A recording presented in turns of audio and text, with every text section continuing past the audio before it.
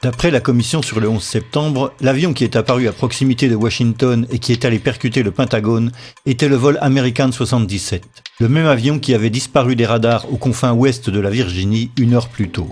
Mais aucune preuve n'a été fournie pour confirmer cela. Comme nous l'avons vu, le numéro de série de l'enregistreur des données de vol qui aurait pu identifier l'appareil n'a jamais été publié. La seule chose que les débunkers peuvent avancer en faveur du vol 77 est un petit morceau de fuselage portant un numéro de série American Airlines. Mais n'importe qui aurait pu placer cette pièce sur la pelouse après le crash. D'autant que des personnes en uniforme non identifiées ont été vues en train de ramasser les débris juste après le crash en violation directe des règles régissant les enquêtes criminelles. Un prestataire qui n'était qu'à 100 mètres du point d'impact a déclaré « C'était des gars en veste noire, du département de la sécurité. Ils étaient là pile au bon moment. Je n'arrive pas à comprendre. D'où venaient-ils? Peut-être étaient-ils au courant de quelque chose, je ne sais pas. » Les débunkers affirment que les témoignages sont plus que suffisants pour identifier l'avion. Mais il est probable que si quelqu'un avait voulu le faire passer pour un avion d'American Airlines, il l'aurait peint aux couleurs de la compagnie. La plupart des témoins se souviennent d'un grand avion de ligne, mais d'autres ont décrit un avion plus petit comme un avion d'affaires.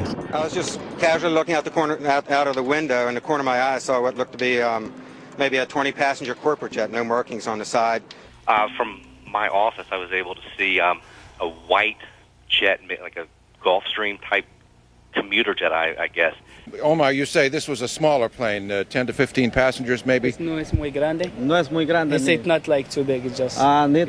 ¿Tú sabes los aviones comerciales? It's like business aircraft. Like a business jet? Yeah. It looked like a commuter plane, 2 engines come down from the south, real low, proceed right on and crash right into the Pentagon. And are you fairly sure that it was what we sometimes describe and recognize as a small commuter plane?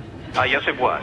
À eux seuls, les récits des témoins ne permettent pas d'établir le type exact de l'appareil. L'avion ayant arraché 5 lampadaires avant d'aller frapper le Pentagone, les débunkers font remarquer que la distance entre les lampadaires ne peut correspondre qu'à un appareil de grande envergure. Ce qu'on peut voir justement, c'est que l'avion en arrivant a tombé 5 pylônes qui étaient sur sa trajectoire, et ces pylônes étaient espacés de 25 mètres. Troviamo alcuni lampioni abbattuti, 5 lampioni. Tutti insieme fanno una fascia larga 26 metri. Facciamo finta di ipotizzare che non sappiamo che si tratti di un aereo. Sappiamo che c'è qualche cosa largo 26 metri che è passato di lì. Le couloir entre les lampadaires fait 26 mètres de large. L'envergure d'un 757 est de 38 mètres. Mais tout avion d'au moins 26 mètres d'envergure aurait pu faire l'affaire. Pas besoin d'un 757. En fait, lorsqu'un avion de ligne de 100 tonnes percute à 800 km/h une façade en béton armé comme celle du Pentagone, on s'attend à trouver une situation comme celle-ci.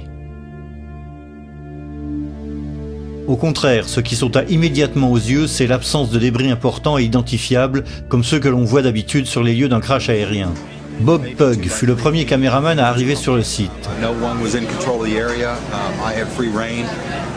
And there's a lot of debris in the foreground of those videos. Again, it's very small pieces. I mean, I'm standing on pieces, a dinner plate or smaller in size. All the while, I'm looking for wreckage, and I can't find a piece of anything that I recognize. I can't see the tail, I can't see the wheels, I can't see the engines, there's no chairs, there's no luggage. D'après la version officielle, il n'y avait aucun débris significatif sur la pelouse parce que l'avion s'était presque entièrement encastré à l'intérieur du bâtiment. Quindi, gran parte dei frammenti dell'aereo non sono fuori perché l'aereo è entrato nell'edificio. L'université de Purdue a réalisé une animation graphique détaillée qui illustre la version gouvernementale de l'événement. We had the plans for the Pentagon, all the details, right down to the last reinforcing bar. The speed of the airplane and the direction from which came was given to us by the Transport Safety Institute. D'après la version officielle, l'avion s'est approché au ras du sol, arrachant 5 lampadaires situés au carrefour tout proche. Penchant légèrement sur son aile gauche, il a heurté une remorque garée devant le bâtiment avec la partie inférieure de son aile droite, puis a frappé la façade selon un angle de 42 degrés. L'avion a presque entièrement pénétré dans le bâtiment en diagonale, détruisant tout sur son passage à mesure qu'il était lui-même mis en pièces. Le fuselage aurait même atteint et transpercé le 3e anneau du Pentagone, perçant ce trou de sortie de 3 à 4 mètres de diamètre. Cette version des événements pose cependant plusieurs problèmes. Le premier est l'envergure réelle d'un Boeing 757. Nous nous rappelons tous de la façade du Pentagone après son effondrement. Mais auparavant, juste après l'impact, voilà à quoi ressemblait le bâtiment. Cette série de photos a été prise par un photographe de la Navy juste après l'impact. On ne dirait pas qu'un Boeing 757 vient de s'encastrer presque entièrement dans le bâtiment, les dégâts ne sont pas assez importants. Un expert en informatique a reconstitué la façade à partir des meilleures images et a produit cette image composite qui est devenue la référence universelle pour quiconque s'intéresse au débat.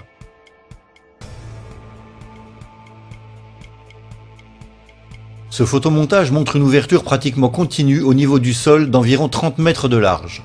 Les dégâts s'étendent au premier étage avec un trou de pénétration d'environ 5 mètres. Tout l'avion pénètre dans le bâtiment. Effectivement, on peut se demander où est-il passé. Et puis, si on prend des photos qui ont été prises à des instants différents et qui justement, par un assemblage, ont permis de montrer les dégâts qui étaient réellement visibles sur la façade, et là on voit clairement que tout le rez-de-chaussée a été anéanti sur une longueur de 30 mètres. Et puis au milieu, bien sûr, vous avez le trou de la carlingue. That gash in the E-ring was about 90 feet across. The wingspan of the plane was about 124 and change. That punched the hole into the building. Il est vrai que l'envergure d'un 757 est de 38 mètres.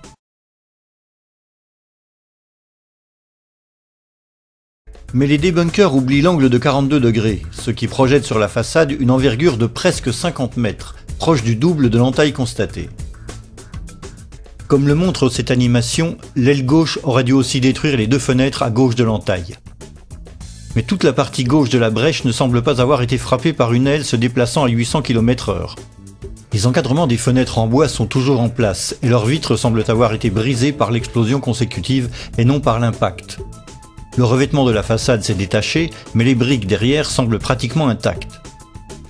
Selon le même angle de projection, l'aile droite aurait dû percuter la façade jusqu'à cette colonne du premier étage.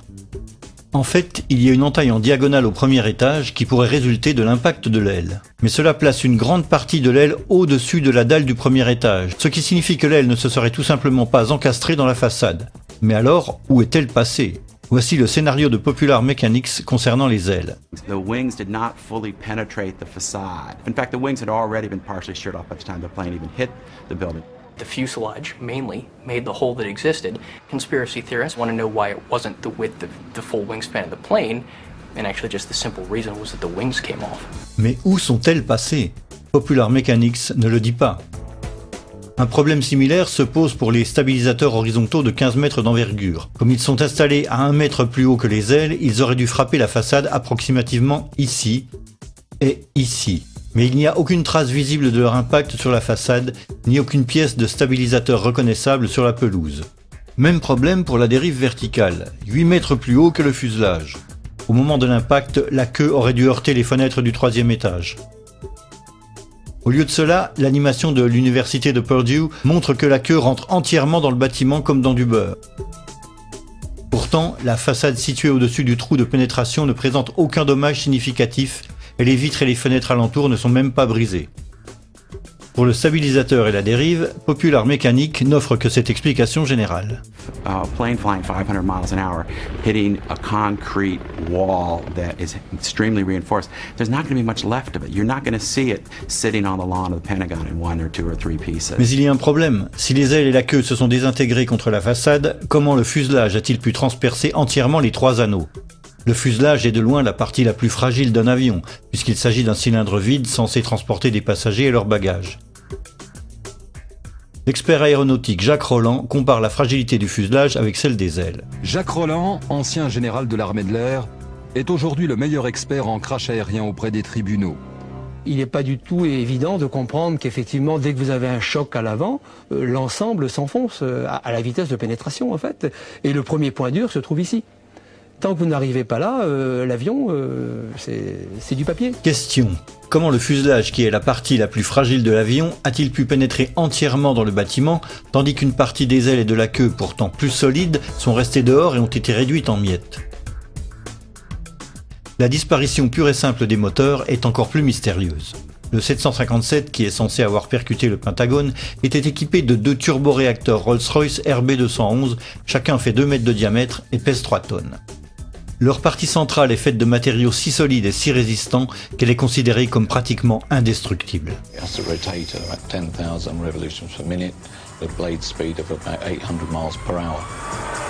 To operate at around 1700 degrees, They're designed not to melt. Quali sono le parti che non vengono distrutte, che non si squagliano per il calore?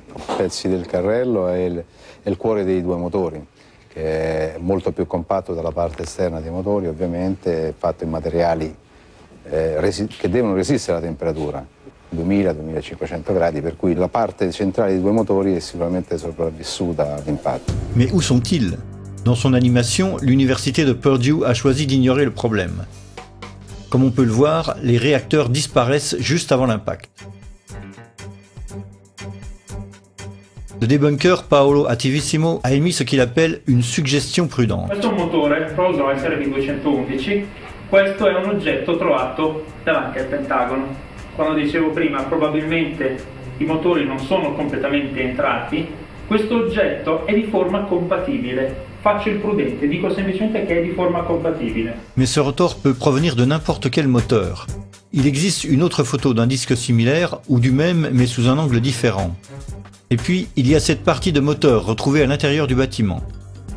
Mais nous ne cherchons pas de petits débris, nous cherchons deux pièces de plus de 3 tonnes en acier et en titane et qui après l'accident devraient ressembler à ceci, ceci ou encore ceci. De fait, si le Pentagone avait été percuté par un Boeing 757, les deux réacteurs auraient percuté la façade à cet endroit, sous chaque aile. Ils auraient pénétré dans le bâtiment selon une trajectoire parallèle au fuselage, creusant un sillon bien plus dévastateur que le reste de l'avion. È un proiettile simile il motore? Sì, sicuramente sì. Può essere tranquillamente un proiettile.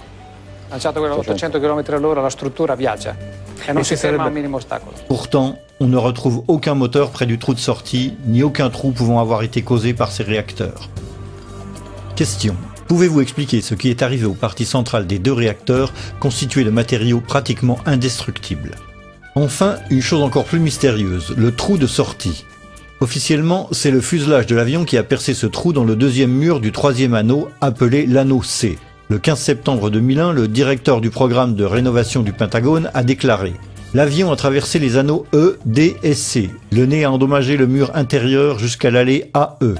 L'allée AE est la cour intérieure qui sépare l'anneau C de l'anneau B. » Mais comment le fuselage a-t-il pu se frayer un passage jusqu'à l'anneau C? Un aereo che pesa 120 tonnellate, lanciato a 800 km/h, impatta una facciata, la trapassa. Nel trapassarla viene tritato dalle colonne che ci sono in mezzo, a mo' di grattugia, se volete, passate questo termine, e alla fine quel che rimane sono solo frammenti molto piccoli. Quel poco che rimane in fondo arriva dall'altra parte. Si le fuselage n'est qu'un cylindre et qu'il a été taillé et haché menu par les colonnes, comment a-t-il pu conserver sa forme parfaitement circulaire et aller percer le mur de cette façon? C'est là que les explications des débunkers deviennent absolument fascinantes. The mass of the plane penetrated the building with enormous energy and continued into the building in a state almost more like a liquid than a solid. Then encountered reinforced concrete columns 2 feet thick, so the aircraft was flying through a forest of columns. The plane became almost like an artillery shell or a tank round. What actually came out, it was a circular ball of fire, which is how fire goes when it moves. That's why it has a perfectly round shape.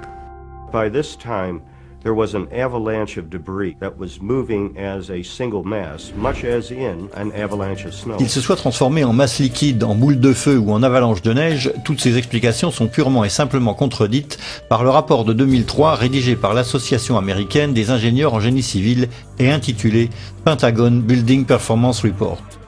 Pour décrire le comportement des colonnes du rez-de-chaussée, le rapport explique que les colonnes 3G, 3H, 3J et 5J étaient endommagées mais encore en place, bien que sur la trajectoire directe du fuselage. Il est très peu probable qu'à ce stade de la progression, une partie significative du fuselage ait pu conserver l'intégrité de sa structure. Celle-ci a certainement été détruite avant même d'avoir parcouru une distance équivalente à sa longueur. L'avion mesure 47 mètres, soit environ la moitié de la distance entre la façade et le trou de sortie. D'ailleurs, les premiers témoins des dégâts à l'intérieur du Pentagone confirment qu'aucune pièce significative du fuselage n'a atteint l'anneau C. So the plane went in up to the E, D, and to the C ring. Not all the way through the C ring. Question. Étant donné que, d'après le Pentagon Building Performance Report, l'appareil a certainement été détruit avant d'avoir parcouru une distance équivalente à sa longueur, et que il est hautement improbable qu'une portion significative du fuselage ait conservé son intégrité structurelle, pouvez-vous, après cela, expliquer ce qui a causé le trou de sortie presque parfaitement circulaire dans le mur extérieur de l'anneau C? Une brèche au rez-de-chaussée dont la taille correspond à un peu plus de la moitié de l'envergure d'un 757. Le bout de l'aile gauche et la majeure partie de l'aile droite qui ont disparu sans explication valable. Les stabilisateurs horizontaux et l'empennage vertical qui ont eux aussi disparu sans explication. Un fuselage qui s'est comporté davantage comme une tête de missile que comme un cylindre vide en aluminium. Aucune trace du cœur des deux réacteurs et un trou de sortie dans l'anneau C que rien ne peut rationnellement expliquer. Au vu de tous ces éléments, la conclusion qui s'impose est que les dégâts observés au Pentagone ne sont pas compatibles avec ceux d'un Boeing 757 et doivent avoir été causés par autre chose. Le mystère de ce qui a percuté le Pentagone aurait pu être facilement levé si le FBI avait publié les vidéos des dizaines de caméras de surveillance placées autour de la zone d'impact. Yeah, there were a lot of cameras around the Pentagon. If you look at the Pentagon, you can see that there's cameras on each corner. There's cameras at some of the businesses around the Pentagon. And we know in those cases, the tapes were confiscated immediately by the FBI within hours of the event. Suite à une requête demandant la publication de ces vidéos formulée au titre de la loi FOIA, l'agent du FBI responsable des enregistrements a répondu. Le FBI dispose de 85 vidéos pouvant correspondre à la demande d'information FOIA. Mais l'agent a conclu « J'ai pu déterminer qu'une seule vidéo montre l'impact du vol 77 contre le Pentagone le 11 septembre 2001. C'est la vidéo que nous avons tous vue à maintes reprises. » Le FBI aurait aussi bien pu diffuser toutes les vidéos pour que le public se rende compte par lui-même. Mais pour des raisons inexpliquées, il a préféré les garder pour lui. I've filmed before down at the Pentagon before 9/11. There's got to be at least 100 video cameras ringing that building, in the trees, everywhere. They've got that plane coming with 100 angles. I want to see the video. I want to see 100 videos that exist of this. Why don't they want us to see that plane coming into the building? Non seulement cette question est restée sans réponse, mais une analyse approfondie du seul enregistrement disponible nous réserve une surprise étonnante. Au départ, le département de la Défense a publié ces 5 images extraites de l'enregistrement d'une caméra de surveillance d'un parking. Puis en 2006, le DoD a publié la séquence entière d'où provenaient les 5 images publiées précédemment. La vidéo est constituée d'images espacées d'environ 1 seconde. Elle commence juste avant l'impact et se poursuit avec l'énorme explosion et les flammes et la fumée qui s'ensuivent. Malheureusement, la vidéo ne montre pas l'approche de l'avion. La seule chose visible juste avant l'explosion ressemble à la queue d'un avion suivi d'une traînée blanche. Mais le fuselage est caché par le poteau au premier plan. Le DoD a également publié une deuxième vidéo, prise par une caméra à un autre endroit du parking. En fait, cette caméra était installée dans le poteau qui masque la vue dans la première vidéo. Cette vue aérienne montre l'emplacement des 2 caméras. La seconde caméra filme dans la même direction et elle offre le même champ de vision mais avec une vue dégagée. En se calant sur l'explosion, il est possible de synchroniser les 2 caméras à l'image près.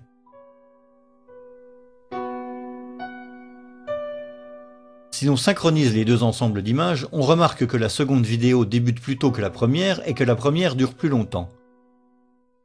Cela nous laisse donc un tronc commun de 100 images, parfaitement synchrones.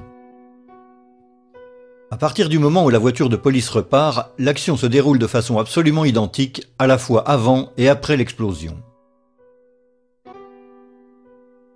En particulier, pendant la deuxième partie des vidéos, on peut vérifier grâce à la forme des nuages de fumée qu'après l'explosion, chaque couple d'images représente bien la même situation. Cela confirme que les 2 caméras étaient parfaitement synchronisées. C'est d'ailleurs ce que nous sommes en droit d'attendre puisque les 2 caméras étaient contrôlées par un système d'enregistrement central appelé multiplexeur ou TLR.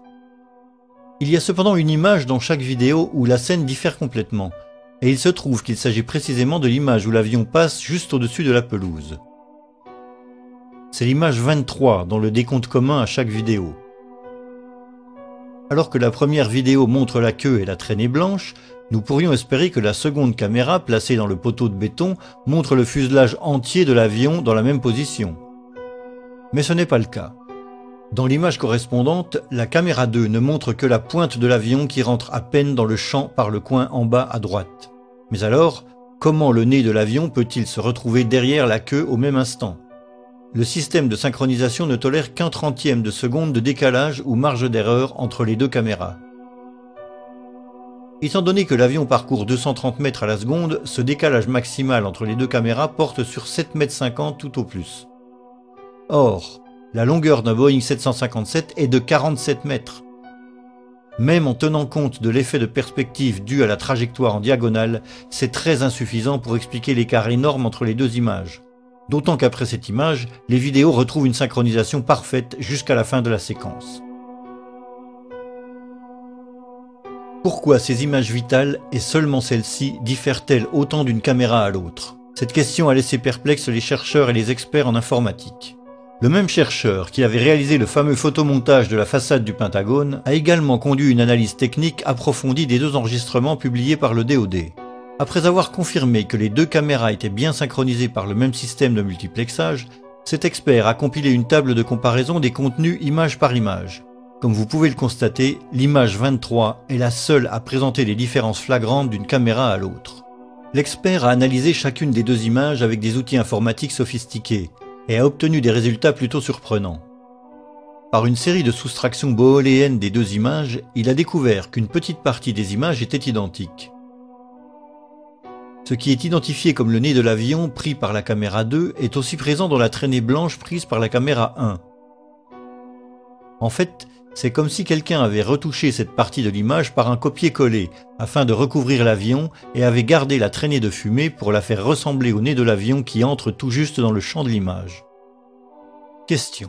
Étant donné que le décalage maximum de synchronisation entre les deux caméras se traduit tout au plus par une différence de position de l'avion de 7,5 mètres, pouvez-vous nous expliquer les différences flagrantes constatées entre ces deux images? Faute d'explication valide de ces différences, nous sommes amenés à conclure qu'il y a eu manipulation intentionnelle par Photoshop d'au moins une de ces deux images. Pour résumer la situation au Pentagone, nous avons donc une absence totale d'indices prouvant que le vol qui a percuté le Pentagone était bien le vol 77, un avion fantôme qui a attiré l'attention dans la direction opposée, l'incapacité de la Maison-Blanche à abattre l'avion qui arrivait même si la menace était sérieuse et imminente, une trajectoire d'approche tout à fait illogique pour les pirates, un pirate parfaitement incapable de suivre cette trajectoire, l'absence de pièces d'avion de dimension significative, des dégâts sur un bâtiment clairement incompatible avec un Boeing 757, un enregistrement de l'impact trafiqué, et enfin une réticence évidente du FBI à publier toute autre vidéo qui permettrait d'identifier l'avion.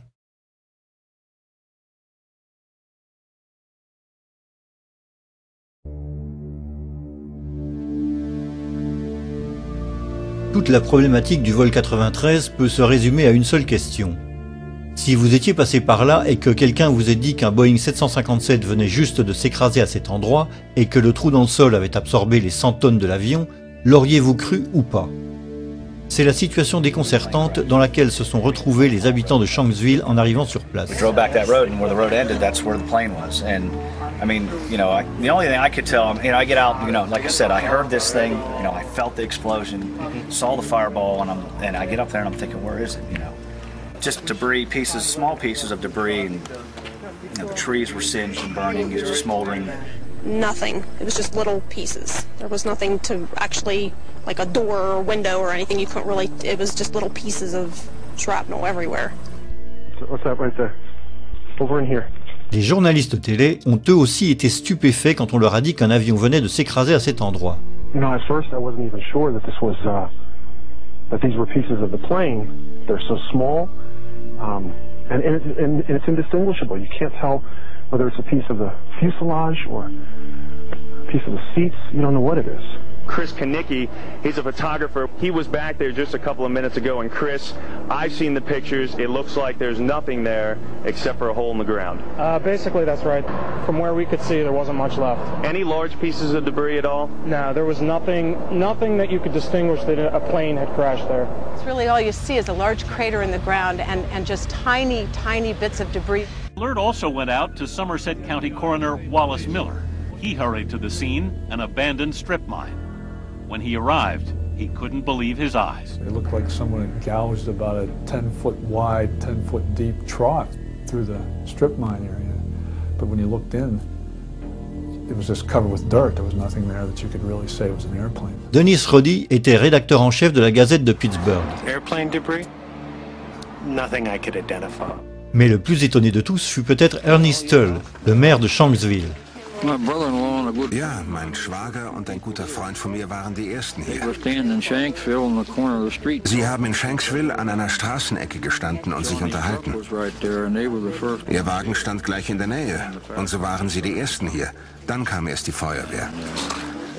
Alle waren wie vor den Kopf gestoßen, weil sie zu einem Flugzeugabsturz gerufen wurden. Aber da war kein Flugzeug. Kein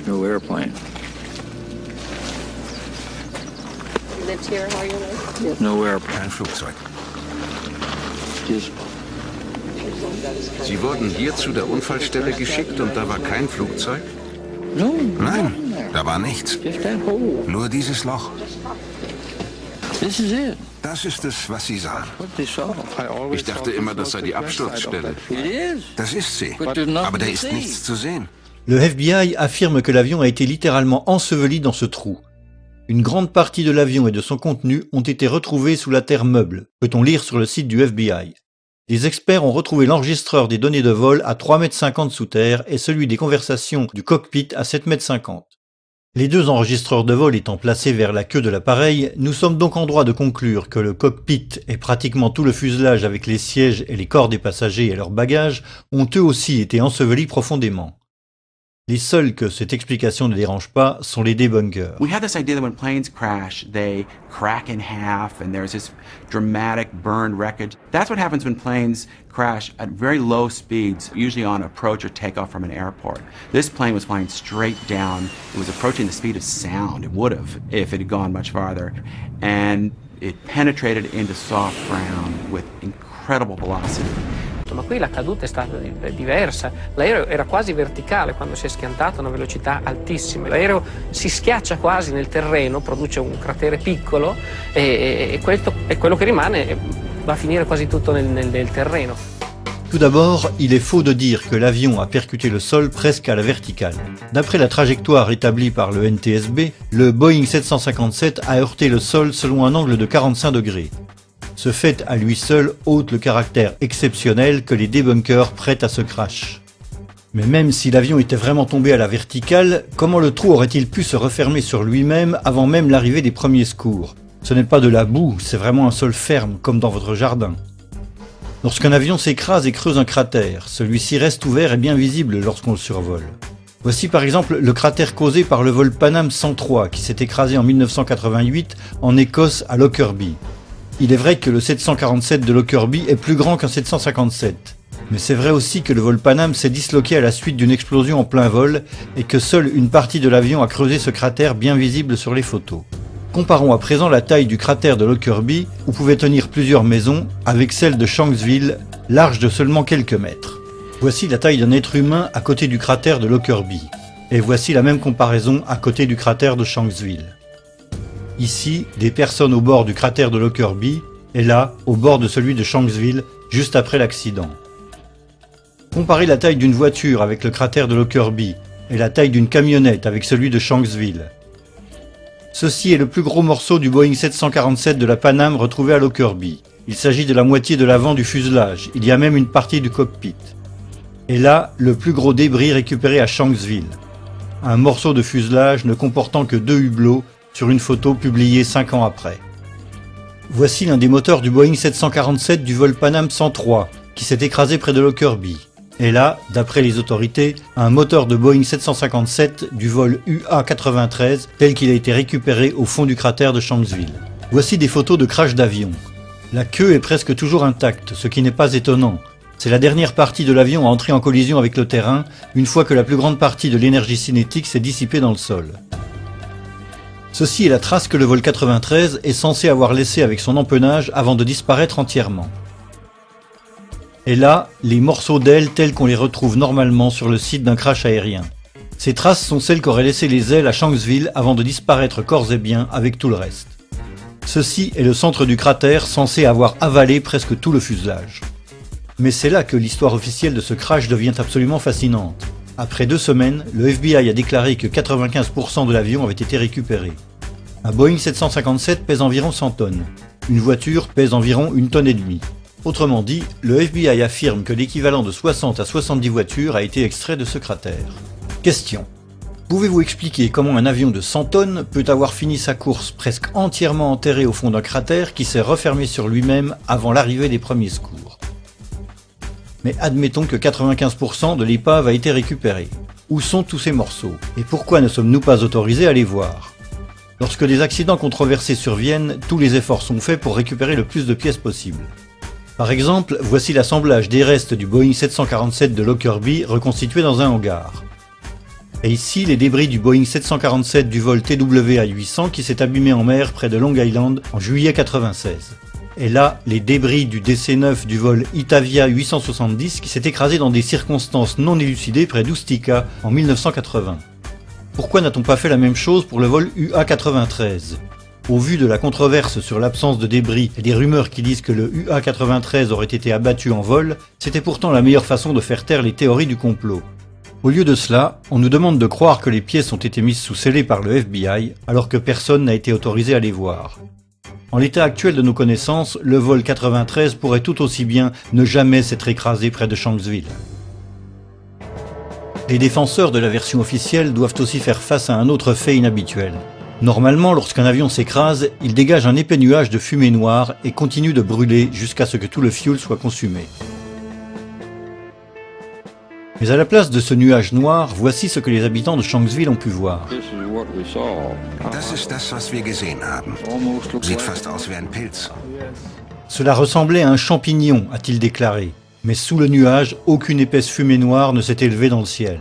Et le nuage en forme de champignon est le signe caractéristique de l'explosion d'une bombe.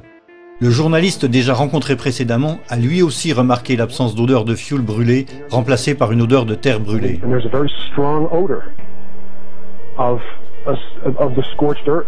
The only way I can describe it. It doesn't smell like jet fuel. It smells like... Kendall, how do you describe it? Just burned earth. Burned earth. It smells like burned earth. L'herbe à côté du cratère montre aussi qu'il n'y a pas eu d'incendie après l'explosion. Le sol est sec et ne présente aucune marque. Certains ont suggéré que ce n'était que la première explosion et que l'épais nuage noir allait suivre. Mais c'est faux, comme le prouve cette vidéo amateur filmée juste après l'explosion. Comme vous pouvez le voir, le premier nuage flotte dans les airs, mais aucune trace de la typique épaisse fumée noire. Si l'on avance dans le temps, la vidéo montre une situation relativement identique. 1 minute plus tard, le nuage est encore là, mais toujours pas d'épaisse fumée noire. Question. Puisque l'avion transportait 30 à 40 000 litres de fuel au moment du crash, pouvez-vous expliquer pourquoi on ne voit aucun épais nuage de fumée noire s'élever dans le ciel après l'explosion? Mais la question la plus problématique pour les défenseurs de la version officielle concerne les débris. En effet, comment expliquer leur dissémination sur des kilomètres carrés, loin du cratère où l'avion est supposé s'être enfoncé en bloc? William Bunch était journaliste à la Gazette de Pittsburgh. Gathered all the information I could and quickly learned that there were a lot of things about the crash of Flight 93 that didn't really add up right away. The fact that debris fell on this lake a couple miles away at the same time that the plane was crashing. Le lac dont parle Monsieur Bunch s'appelle Indian Lake et est situé à plusieurs kilomètres du lieu du crash.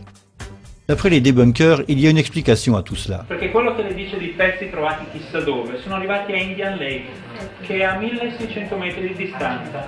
Sono stati trovati pezzettini di carta che sono volati perché c'è vento. Tout d'abord, il n'est pas vrai qu'il y avait du vent ce jour-là. Comme le montrent les images, ce n'était qu'une petite brise.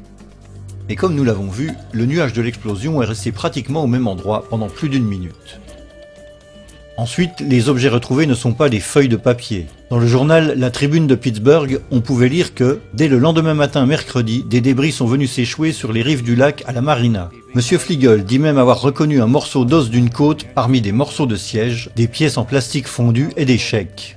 En tout cas, le problème ne se limite pas à Indian Lake qui est à 3 km du cratère. On a retrouvé des débris jusqu'à 13 km du lieu du crash près de New Baltimore. Voici la carte de la zone des débris publiée par la Tribune de Pittsburgh. CNN a aussi mentionné cette zone secondaire où des débris appartenant bien à l'UA-93 ont été retrouvés. Well, Darren, in the last hour or so, the FBI and the state police here have confirmed that they have cordoned off a second area about 6 to 8 miles away from the crater here where this plane went down.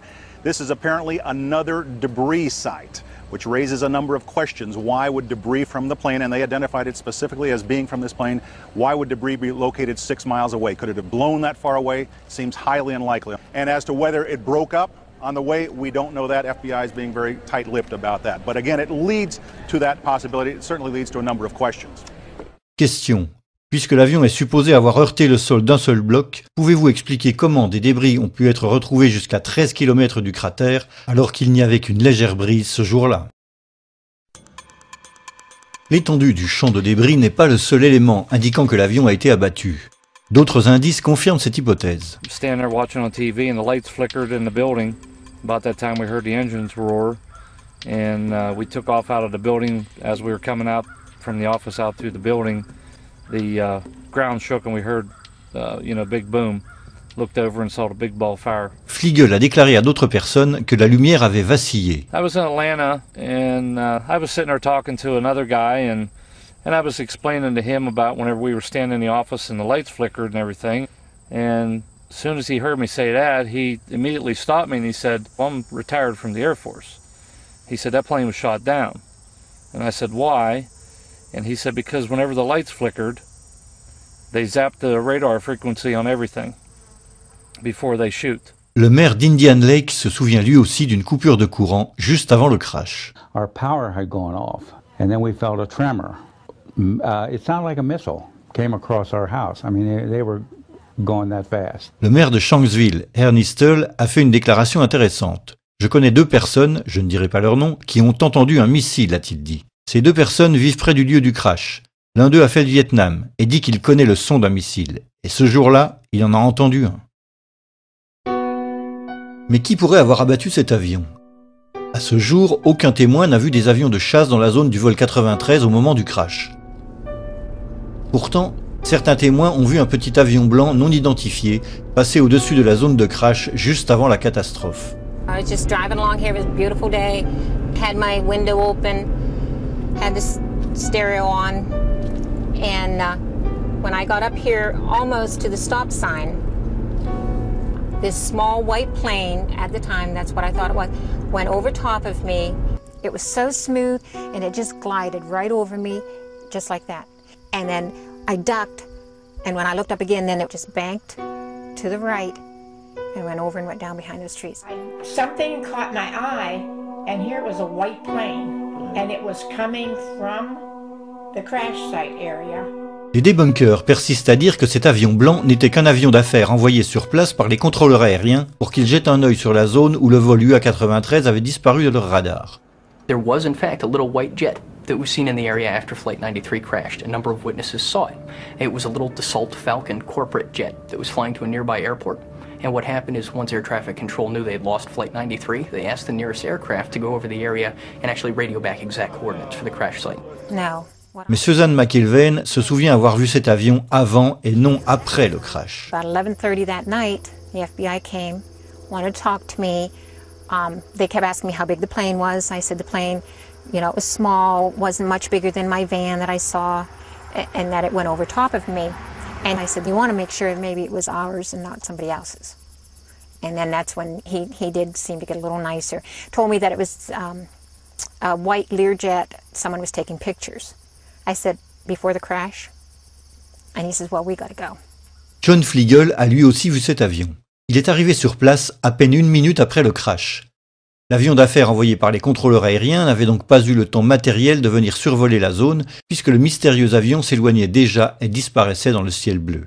We got there, like I said, probably within 45 seconds or a minute of impact. We were there. We were there before any firemen, any paramedics, or anybody. We were on site.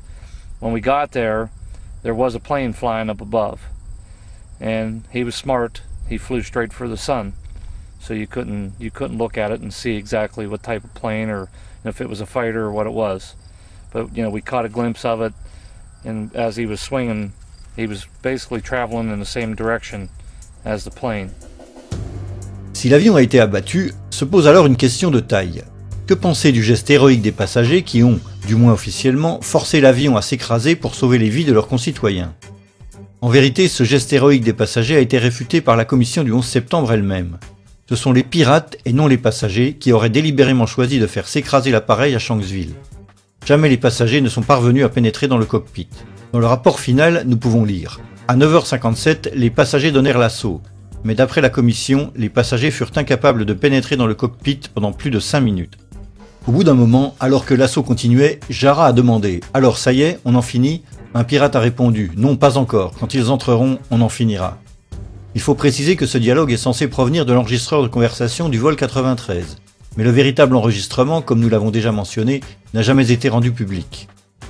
À 10h02, un pirate aurait crié « Mets-le en piqué, mets-le en piqué !» Les pirates sont restés aux commandes, mais ils ont dû comprendre que les passagers étaient sur le point de les maîtriser. L'appareil a piqué du nez, le manche a poussé violemment à droite, l'avion est passé sur le dos et l'un des pirates a crié « Allah est grand, Allah est grand !» Dans le tumulte de l'assaut des passagers, l'appareil a plongé et est allé s'écraser à plus de 900 km/h dans un champ de Shanksville, en Pennsylvanie, à environ 20 minutes de vol de Washington DC. La commission a conclu que l'objectif de Jarrah était de faire s'écraser l'avion sur l'un des symboles de la République américaine, le Capitole ou la Maison Blanche. Question. Puisqu'il ne se trouvait qu'à 20 minutes de Washington et que pendant presque 6 minutes les passagers n'ont pas réussi à entrer dans le cockpit, pourquoi les pirates n'ont-ils pas poursuivi leur route vers le Capitole? Et même s'ils ont pressenti qu'ils n'arriveraient pas à Washington, pourquoi n'ont-ils pas essayé de frapper une petite ville des alentours? Pourquoi avoir fait s'écraser l'avion dans un champ désert alors qu'ils savaient qu'en faisant ainsi, ils ne feraient pas d'autres victimes qu'eux-mêmes et les passagers? La version des faits sans doute la moins farfelue nous est proposée par Vernon Groves, un écrivain et ancien enquêteur du NTSB. The role the government plays in times of stress, how they view the public. Can the public stand the truth? Or shouldn't we need a legend at this point. We need a really neat story of reacting against such a dastardly act as was happening. So it's really nice and convenient to think of the Beamer story, let's roll, and that becomes just like the Alamo. And it's just one of those legends, and I think there'll be a lot of pressure to let the legend stay where it is.